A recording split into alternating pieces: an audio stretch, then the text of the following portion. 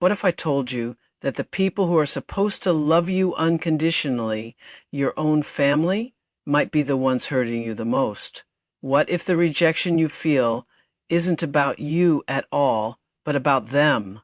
Today, we're diving deep into the painful, shocking truth behind family rejection, and more importantly, how you can rise above it. Let me tell you something that might shake you to your core. When your family rejects you, it's rarely about you. That's right.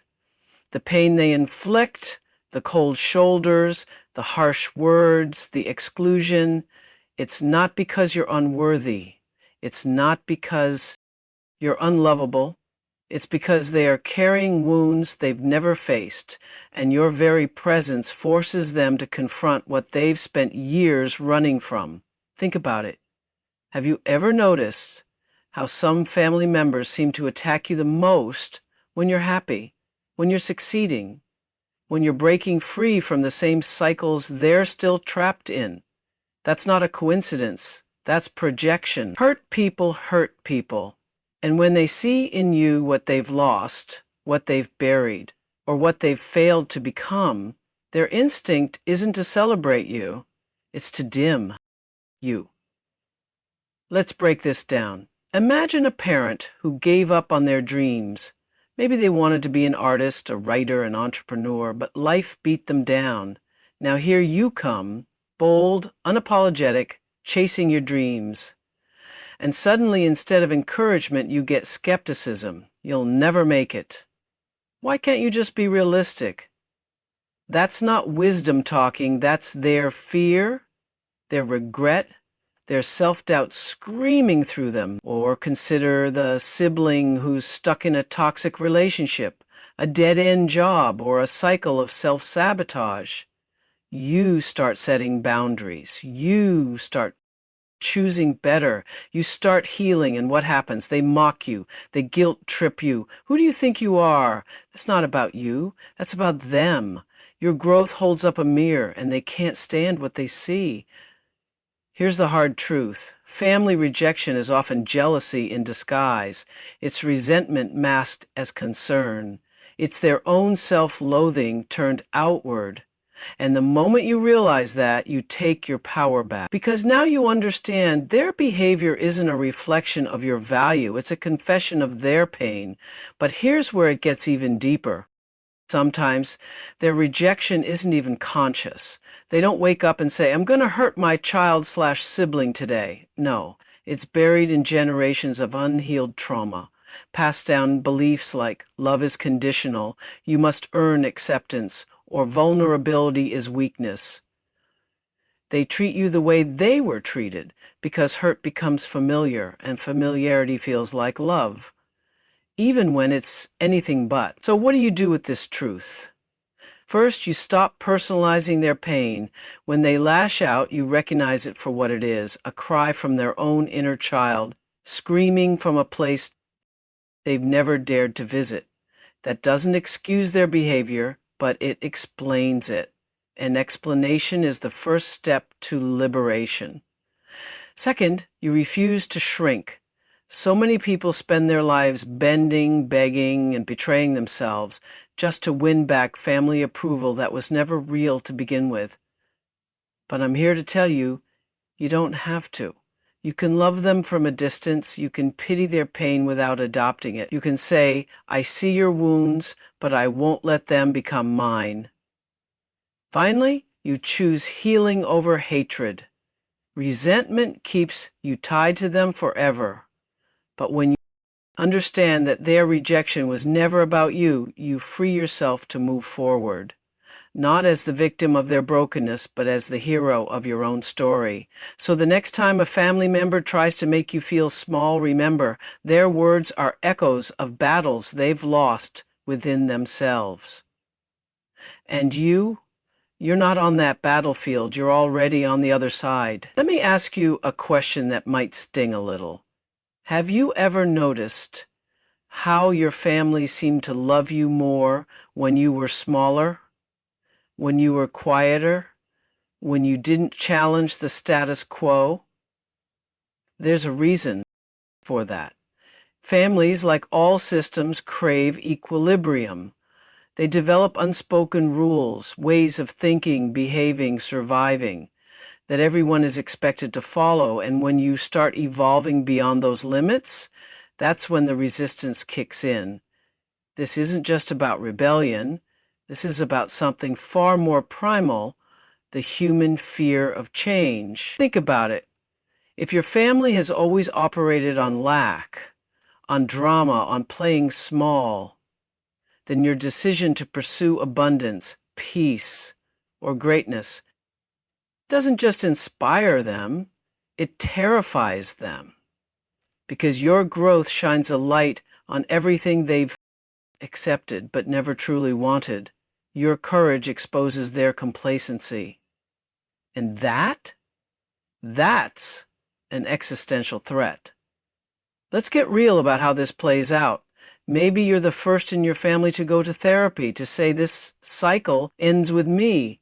Suddenly, you're too sensitive or acting like you're better than everyone. Why? Because your healing forces them to face what they've ignored for decades. Or maybe you're building wealth, and relatives who've always joked about rich people being greedy now make snide comments about you changing. Of course you're changing, but their discomfort isn't about money, it's about identity. If you're no longer the struggling, relatable family member, who are they in this new story? Here's the brutal truth. Some families would rather see you broken than see you whole if it means they don't have to confront their own fragmentation. They'll call you disloyal for moving cities, selfish for setting boundaries, uppity for outgrowing their limitations, because your expansion makes their stagnation conscious. And nothing is more uncomfortable than staring at the life you could have while clinging to the life you've settled for. But this resistance isn't always aggressive. Sometimes it's insidious. The backhanded compliments. Must be nice to have time for the gym. The sudden disinterest when you talk about your dreams. The way they gloss over your achievements while obsessing over another relative's minor milestones. These aren't accidents. They're tiny acts of emotional sabotage designed to pull you back into the fold of mediocrity where they feel safe. Now, let's talk about the elephant in the room, love versus familiarity. Many families don't love you, they love the role you play in their narrative. The scapegoat, the peacekeeper, the one who never outshines the golden child. When you step out of that role, their entire system wobbles. Their love wasn't unconditional, it was contingent on you staying in your lane. And that realization, it's one of the most painful awakenings a person can experience. But here's where your power lies. Their resistance is proof you're on the right path. The more they protest, the more you know you're doing something extraordinary. Nature teaches us this. A seed doesn't apologize for breaking its shell as it grows. It doesn't negotiate with the dirt that tries to keep it buried. It pushes through because the alternative is death. Your spirit operates the same way. So what do? First, you stop expecting them to celebrate your growth. That's like expecting a drowning person to applaud your swimming skills.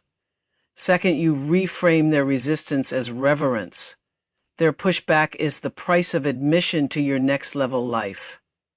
And third, this is crucial, you find your tribe, to the people who see your evolution and say, yes, more.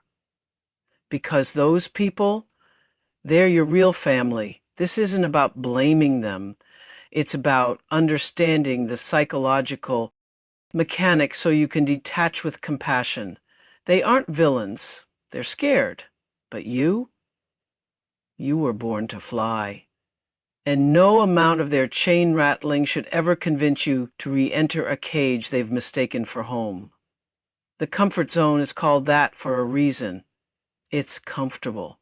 But everything you want, it's waiting right outside it. And sometimes the cost of claiming it is leaving behind the very people who swore they wanted what was best for you. Here's the secret. What's best for you is what's best for you. And if they ever heal enough to see that, the door's opened. But you You've got galaxies to explore, no looking back. There's a special kind of loneliness that comes from being loved but not seen. From hearing the words, "We love you," while feeling the silent asterisks hanging in the air. As long as you stay who we need you to be. This is where so many of us get stuck, trapped between the desperate hope that our family will finally get us and the crushing realization that they may never truly understand who we are. Let's peel back the layers here, because this isn't about malicious intent. Most families aren't sitting around conspiring to misunderstand you. The truth is far more nuanced and in some ways more painful. They love the version of you that fits neatly into their worldview, their expectations, their unspoken family contract. The moment you deviate from that script, by embracing your authentic sexuality, your unconventional dreams, your spiritual path, your political views, or even just your refusal to play along with toxic family dynamics, that's when the conditional love reveals itself. Think about the last time you shared something deeply personal with your family. Maybe it was your mental health struggles, your decision not to have children, your gender identity, or your choice to leave the family religion. Remember their reaction? That pause, that strained smile, that immediate change of subject, or worse, the outright dismissal. You'll grow out of this phase, or why do you have to make everything so complicated? In that moment, you weren't being rejected for being wrong, you were being rejected for being different. And difference, in many family systems, feels like betrayal. Here's what most people miss.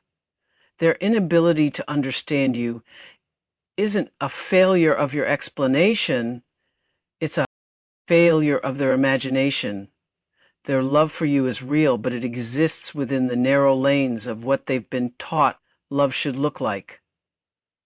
A parent who equates love with control can't comprehend that stepping back might be the most loving thing they could do. A sibling who measures worth by traditional success can't process that your artist's soul isn't a waste of your education, it's the fulfillment of it. Their framework is too small to hold the vastness of who you are, and rather than expand it, they'll often try to shrink you down to size. This creates a special kind of heartbreak, the "I miss you even when you're right in front of me" phenomenon.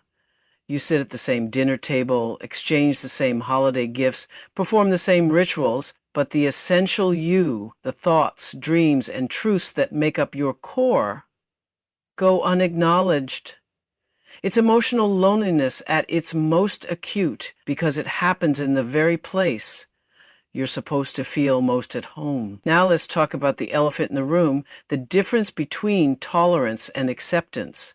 Many families pride themselves on tolerating your choices while radiating silent disapproval.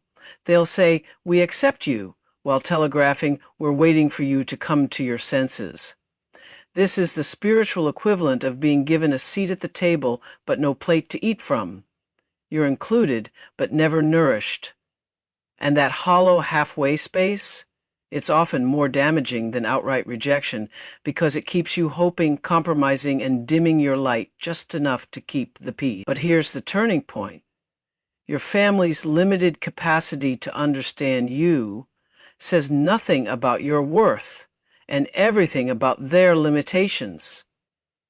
The child who comes out as gay isn't too much. Their parents' worldview is too small. The daughter who leaves the corporate ladder to write poetry isn't wasting her potential. She's redefining what potential means. When you start seeing these clashes not as your failures to conform, but as their failures to evolve, the entire dynamic shifts. So where do we go from here? First, you must grieve the fantasy of being fully understood. Stop explaining yourself to people who've proven they don't want to hear you. Second, stop begging for scraps of acceptance when you deserve the whole feast. And third, this is crucial, build relationships where being understood isn't the exception but the rule. Find your chosen family, the ones who don't just love you in spite of who you are, but because of who you are. This doesn't mean cutting off your biological family, unless that's necessary for your well-being. It means loving them from a new place, one where you no longer expect them to quench a thirst they've never been equipped to satisfy. Some may surprise you and grow, others won't. But you'll be free. Free from the exhausting performance of editing yourself to fit their narrative. Free to exist in your full, magnificent complexity. At the end of the day, being misunderstood by those who should know you best isn't a life sentence. It's a calling to become so secure in your own truth that their confusion becomes background noise. A calling to love them without needing them to validate your existence. And most of all, a calling to build a life so authentically yours that their inability to understand it becomes irrelevant to your joy. They may never fully see you, but you get to see yourself with crystal clarity. And that vision, unfiltered, unapologetic, and entirely your own, is worth more than all their conditional love combined. Let me tell you about the most painful gift you'll ever receive, the gift of rejection. It arrives wrapped in betrayal, tied with the ribbon of heartbreak, and carries no return address. But hidden beneath its cruel packaging lies your greatest power, the undeniable permission to become exactly who you were meant to be. There comes a moment, perhaps you've felt it already, when the weight of their disapproval suddenly becomes lighter than the weight of your own denial. That moment when you realize they've done you the ultimate favor by setting you free. Because while rejection feels like an ending, it's actually the universe's brutal but effective way of clearing space for your rebirth. Think about it. When has growth ever come from comfort? When has transformation ever sprung from approval? Your most authentic self wasn't waiting in the warm glow of their acceptance. It was forged in the fire of their refusal. Consider the alternative, a lifetime of shrinking to fit their expectations. The slow soul death of trading your truth for their tolerance. Look around at those who've never been rejected by family. How many of them are still trapped in childhood roles at 40, still seeking daddy's approval through career choices, still molding themselves to mama's expectations in relationships? Now look at those who survived the fire of rejection. See how they stand taller, love deeper, live truer? That's not coincidence, that's alchemy. Here's the revolutionary truth they don't teach you. Rejection is initiation. Every great spiritual tradition understands this. The dark night of the soul, the walk through the desert, the exile that precedes enlightenment. Your family's rejection isn't proof of your unworthiness, it's evidence of your calling. They're not keeping you out, they're accidentally pushing you toward your destiny. The child who's shunned for being too sensitive grows into the healer. The black sheep ostracized for rocking the boat becomes the trailblazer. The disappointment who refused the family business, they're building an empire the others can't even imagine. But liberation requires ruthless honesty. You must confront the addiction to their approval, that subconscious hope that maybe, just maybe, if you achieve enough, marry right, or finally explain yourself perfectly, they'll see your worth. Let me spare you decades of heartache. They won't. Not because you're lacking, but because their rejection was never about you in the first place.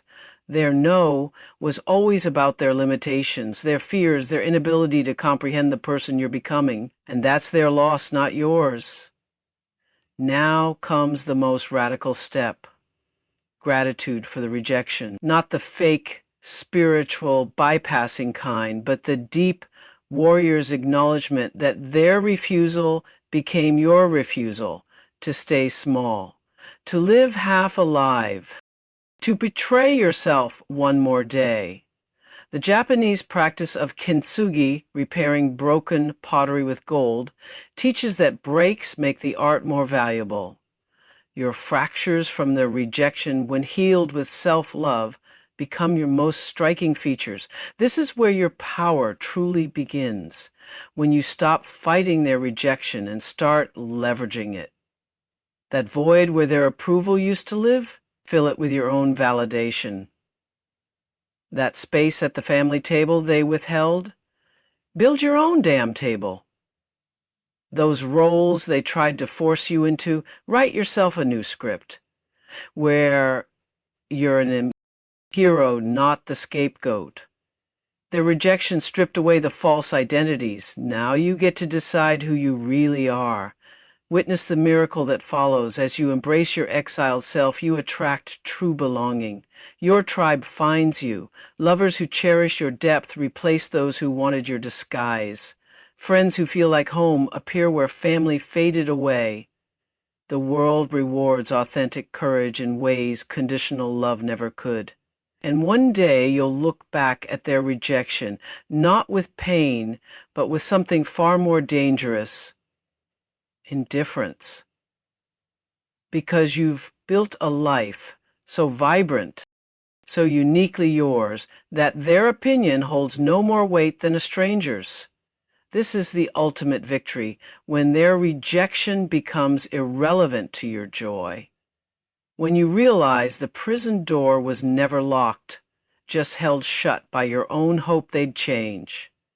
The day you stop waiting for an apology that may never come is the day you reclaim all the energy you've wasted seeking closure from those incapable of giving it. So let them keep their conditional love.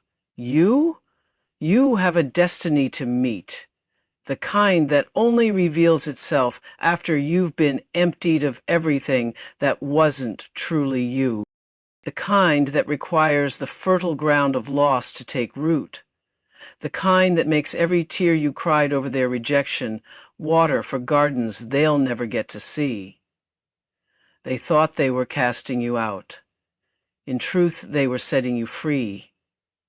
Now, fly. Now, I want you to make a choice, right here, right now. Will you keep carrying their rejection like a weight, or will you lay it down and step into the life you were meant to live? The decision is yours, and the world is waiting for the real you to show up. Go claim it. Thank you.